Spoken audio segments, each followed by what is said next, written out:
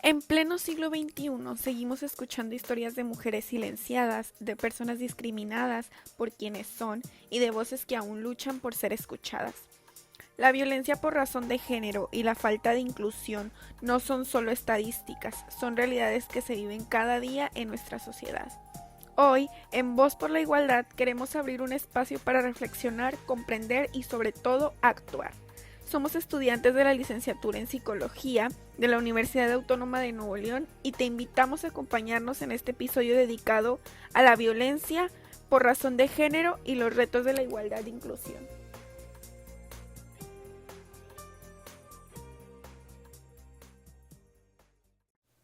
Ahora, empecemos por este primer tema que es tan importante, la violencia por razón de género. ¿Qué es? La violencia por razones de género es cualquier acto o conducta basada en el género, el sexo, la orientación sexual o la identidad de género, que cause daño físico, sexual, psicológico o económico a una persona. A menudo afecta a mujeres y personas de la diversidad sexual, ya que se origina en relaciones históricas de desigualdad de poder y en estructuras sociales patriarcales. No se trata solo de agresiones físicas, también incluye el lenguaje, las actitudes, las omisiones y los estereotipos, que estos limitan el desarrollo y la libertad de las personas. Según los organismos internacionales, la Convención de Belém dice que la violencia de género es cualquier acción o conducta basada en el género que cause muerte, daño o sufrimiento físico, sexual o psicológico a la mujer tanto en el ámbito público como el privado. Asimismo, la Ley General de Acceso de las Mujeres a una Vida Libre de Violencia en México reconoce que este tipo de violencia puede presentarse en diferentes modalidades y ámbitos, lo que hace un fenómeno multidimensional y estructural.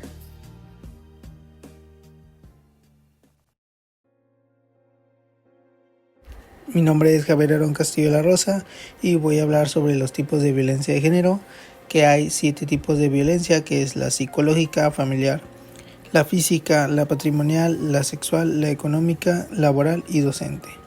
La psicológica es cualquier acto u omisión que dañe la estabilidad psicológica, que puede consistir en negligencia, abandono y descuido reiterado.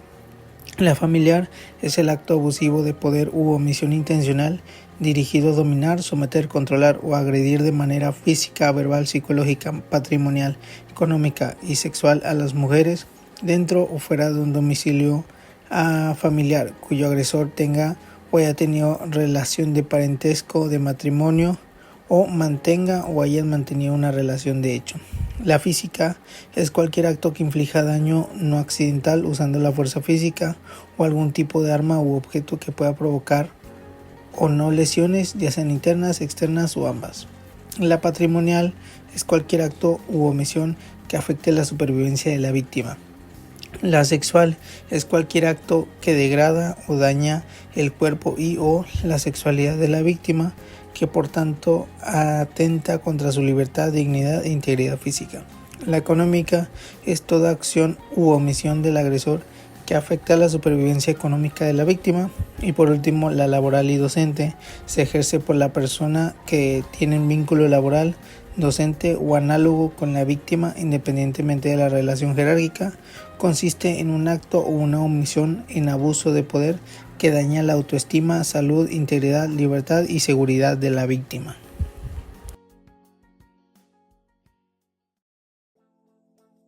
También voy a hablar sobre factores sociales y culturales que perpetúan la violencia, la desigualdad socioeconómica, pobreza, desempleo, acceso limitado a servicios, las normas y estereotipos de género que justifican la violencia especialmente contra mujeres y grupos vulnerables, la violencia cultural que normaliza o glorifica la violencia a través de medios, arte o lenguaje, la ineficacia del sistema de justicia y la impunidad y la disfunción familiar, donde el aprendizaje de la violencia ocurre desde la infancia.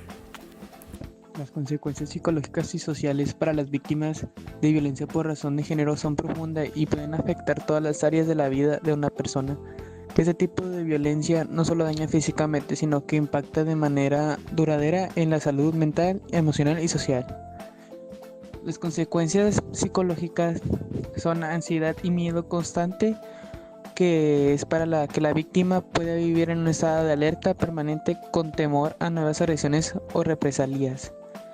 La segunda es depresión y desesperanza, que se presenta en sentimientos de tristeza, inutilidad y culpa, muchas veces acompañados de aislamiento y pérdida del interés por actividades cotidianas. La tercera, baja autoestima. La violencia, especialmente la emocional o verbal, deteriora la imagen personal y genera sensación de inferioridad o falta de valor. La cuarta es trastorno de estrés postraumático. Es común que las víctimas revivan los hechos traumáticos mediante pesadillas, insomnio o recuerdos intrusivos. La quinta, culpa de vergüenza, que es que la víctima pueda sentirse responsable de la violencia sufrida, lo que fuerza el silencio y la falta de denuncia. Consecuencias sociales. La primera, aislamiento social. La víctima puede alejarse de familiares y amistades, ya sea por control del agresor o por vergüenza. La segunda es dependencia económica o emocional, que es que la violencia suele perpetuarse porque la víctima no tiene independencia financiera ni redes de apoyo sólidas. La tercera, discriminación y estigmatización. En algunos contextos la sociedad juzga a las víctimas en lugar de protegerlas, lo que agrava su vulnerabilidad. La cuarta, afectación laboral o académica. La violencia impacta en el rendimiento, la asistencia y la estabilidad emocional en el entorno del trabajo o estudio. La 5, reproducción del ciclo de violencia. Los hijos o hijas que presencian la violencia pueden normalizarla y repetir patrones en su vida adulta.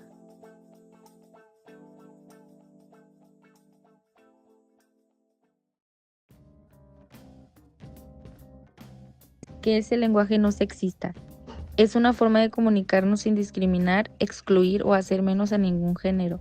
Tradicionalmente, el español usa el masculino como universal, por ejemplo, los alumnos, los doctores, los ciudadanos. Pero estas palabras pueden invisibilizar a muchas personas, especialmente mujeres o identidades diversas. El lenguaje no sexista propone formas más incluyentes, como el alumnado, el personal médico, la ciudadanía, las y los estudiantes. No se trata de hablar raro o inventar palabras, sino de ser conscientes de que el lenguaje puede incluir a todos. Porque es importante. Crea realidades, lo que no se nombra no existe. Refuerza estereotipos. Si solo usamos doctores y no doctoras, parece que hay menos mujeres. Da respeto y visibilidad. Nombrar a todas las personas es reconocer que existen y son importantes. Favorece la igualdad. Un lenguaje inclusivo cambia la forma en que pensamos y tratamos a los demás.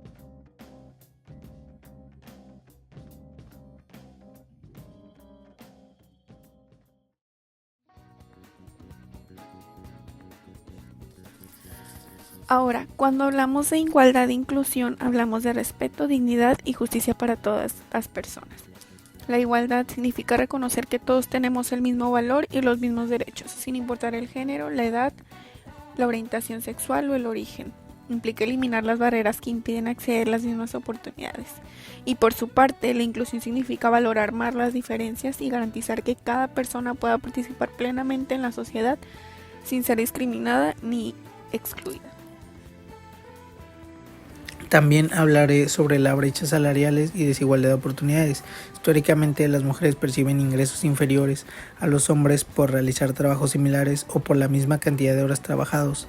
Esto se debe a factores como la sobrerepresentación en empleos peor remunerados, la penalización tras la maternidad y en ocasiones una menor propensión a negociar salarios. También la desigualdad de oportunidades, esto se refiere a la barrera sistemática que limitan el acceso a mejores empleos, ascensos o desarrollo profesional para ciertos grupos independientemente de sus capacidades y méritos. También la exclusión hacia la diversidad sexual. La discriminación por la orientación sexual e identidad de género es una manifestación directa de la desigualdad de oportunidades, ya que se discrimina laboralmente a las personas de diversidad sexual diferente, que ellos enfrentan mayores tasas de desempleo, salarios más bajos y un entorno laboral hostil.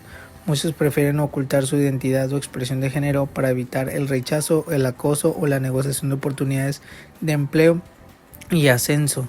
También la importancia aquí de la empatía y la educación inclusiva no se limita solo a la discapacidad, busca garantizar una educación de calidad para todos los estudiantes, respetando y valorando sus diferencias, incluyendo orientación, origen, etnia o etcétera. También la empatía pues es la capacidad de comprender y compartir los sentimientos del otro. En este contexto, la empatía es clave para desmantelar prejuicios y estereotipos que alimentan la discriminación, crear espacios seguros y ambientes laborales y educativos acogedores donde cada individuo se sienta valorado, y liderar con el ejemplo en la promoción del respeto a la diversidad.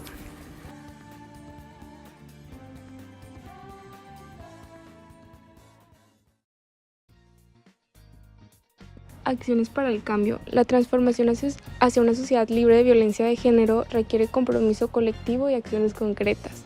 La educación con perspectiva de género es una herramienta fundamental para reconocer y eliminar las desigualdades que afectan a las mujeres. A través de ella se fomenta el respeto, la empatía y la igualdad desde edades tempranas, permitiendo construir relaciones más justas y equitativas. Las políticas públicas inclusivas también son esenciales.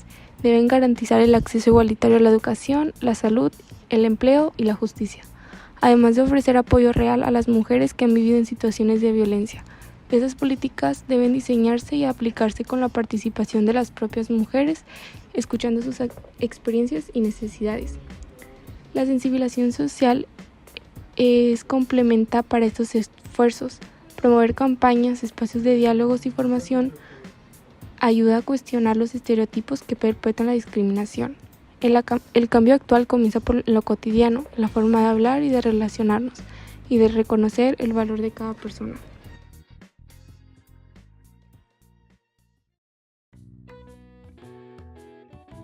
La violencia de género no solo se ve en los golpes, también está en las palabras que hieren, en el control, en el miedo y en el silencio.